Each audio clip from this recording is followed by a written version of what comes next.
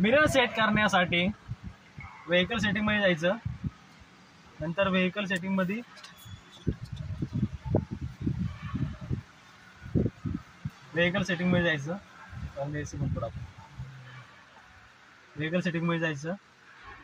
Vehicle सेटिंगमध्ये हे drive mode आहेत. पहिल्या सेटिंगमध्ये पुढल्या ड्राईव्ह मोड घ्यायचं, ते तुला सिलेक्ट करता येतं. नंतर तुझ्या हेडलॅम्प आहेत, हेडलॅम्प कशा ठेवायच्यात, जर गाडी बंद केली 30 सेकंद 40 सेकंदानंतर कधी बंद झाल्या पाहिजेत ते. हेडलाईट सेटिंग, लो बीम, हाय बीम, पोझिशन लॅम्प आणि ऑफ. हाईट लेवल करण्यासाठी level 3, 2, 1, 0.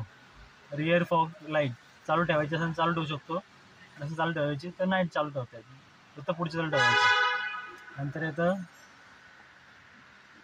Ambient light. Ambient light कशी ठेवायची आहे,